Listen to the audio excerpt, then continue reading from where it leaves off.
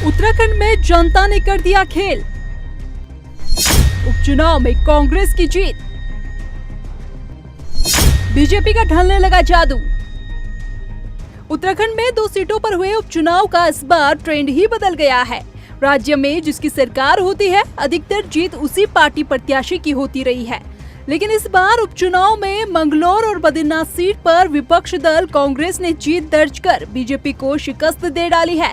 उत्तराखंड के 2 सीटों पर हुए उपचुनाव के नतीजों ने साफ कर दिया है कि बीजेपी का जादू कम होने लगा है।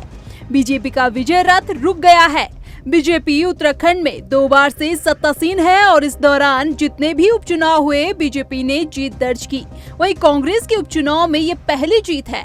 प्रदेश में 2 विधानसभा सीटों पर हुए उपचुनाव में मंगलौर सीट पर कांग्रेस प्रत्याशी काजी निजामुद्दीन ने 449 वोटों के अंतर से जीत दर्ज की, तो वहीं बद्रीनाथ सीट पर लखपत सिंह बुटोला ने 5224 वोटों के अंतर से जीत दर्ज की है।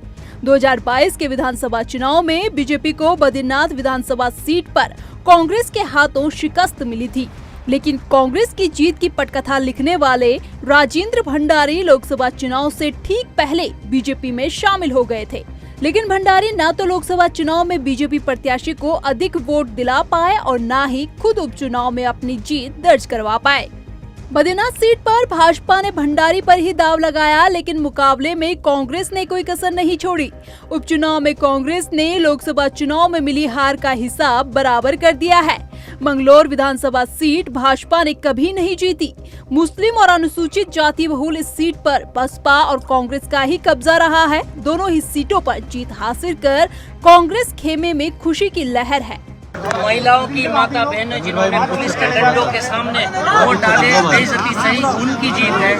गर्मी सर्दी में लू बारिश में मेरे साथ जो कार्यकर्ता घूमे, उनकी जीत है। नेता करण महाराज जी, प्रीतम सिंह जी, गब्बर बाजी, रंजीत रावत जी, हमारे सम्मानित सभी जीत है।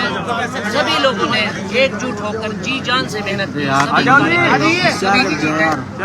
पार्टी की और आखिर में एक बात कहूँगा कि बीजेपी के लिए बात कहना चाहूँगा कि आप बूथ जीतने की कोशिश मत करो। लोगों के कांग्रेस की तरह, राहुल गांधी जी की तरह दिल जीतने की कोशिश करो। ये बूथ जब तक जीतोगे, ऐसे आपका काम चलने वाला नहीं। वहीं कांग्रेस प्रदेश अध्यक्ष ने इसे राहुल गांधी के भारत जोड़ो यात्रा की जीत करार दिया है। ये निश्चित एक शुभ संकेत है लोकतंत्र के लिए। आज एक दल बदलू हारा है, आज एक नहीं 2 दल बदलू हारे हैं, और ये लोकतंत्र के लिए शुभ संकेत है।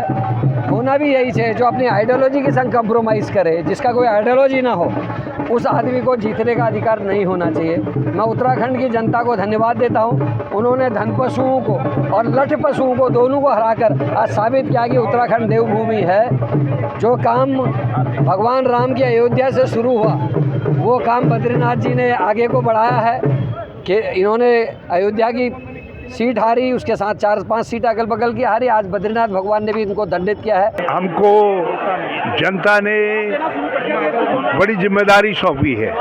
हम इसको जीत नहीं कहते, जिम्मेदारी है जो मंगलौर की जनता ने और बद्रीनाथ की जनता सौंपने जा रही है। हम विपक्ष धर्म निभाएंगे, निष्ठा के साथ निभाएंगे, और ताकत के साथ और शक्ति के साथ और सक्रियता से निभाएंगे। मैं मंगलौर की जनता को बहुत बधाई देता हूं कि उन्होंने इस गुंडागर्दी का जवाब दिया। लगातार हर राउंड में हम आगे होते गए। ये जनता ने जो है भाजपा की गुंडागर्दी का जवाब दिया। लंबे समय बाद उपचुनाव में जीत का स्वाद चखने वाली कांग्रेस जीत के जश्न में झूमती दिख रही है, तो वहीं बीजेपी कांग्रेस के इस जीत को पचा नहीं पा रही है, जिसको लेकर बीजेपी ने कांग्रेस पर तंज कसा है। देखिए, जनादेश को स्वीकार करना हमारा कर्तव्य बनता है, और ये ठीक है कि लोकसभा चुनाव के अंदर राजेंद्र भंडारी जी के आने से हमको बड़ा लाभ हुआ। लगभग 8000 वोटों से अधिक मतों से हम उस सीट पर आगे रहे हैं। लेकिन कहीं ना कहीं प्रबंधन की मैं कहूँ बात, या जिस प्रकार सारे विरोधी दल एक होकर चुनाव लड़ने के बाद और जिस प्रकार की मिथ्या बातें वहाँ चलाई गई, उस निश्चित रूप से हम उस सीट को जिस हमने अपेक्षा की थी हम जीतेंगे, हम जीत नहीं पाए हैं। हम उसकी समीक्षा करेंगे और भविष्य के अंदर वो सीट, क्योंकि भाजपा की सीट वो रही है। अभी कुछ दिन पहले 8,000 मतों से हम लोग जीते हैं। व्यक्तिगत कारण भी होते हैं, प्रत्याशी की दिशा में हम चर्चा करेंगे और आगामी दिन को मैं भी कह सकता हूँ आज की तारीख में कि क्योंकि प्रत्याशी चयन में हमने केवल एक आधा कांग्रेस जो विधायक आएगा हम उससे अपने चुनाव पर लड़ाएंगे, तो हो सकता है कि वो निर्णय हमारा जल्दबाजी का निर्णय हो, लेकिन भारतीय जनता पार्टी अपने सभी इस हार की समीक्षा हम लोग हर स्तर पर करेंगे। प्रदेश की दोनों ही सीटों पर जीत को लेकर बीजेपी पहले से आश्वस्त नजर आ रही थी, लेकिन उपचुनाव परिणाम ने बीजेपी को बड़ा झटका दिया है।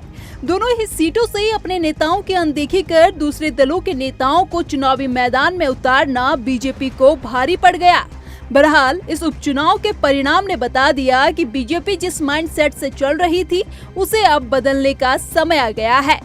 इस रिपोर्ट में इतना ही। इस रिपोर्ट को लेकर आपकी क्या राय है कमेंट करके जरूर बताएं। साथ ही चैनल को यूट्यूब पर सब्सक्राइब और फेसबुक पर फॉलो करें।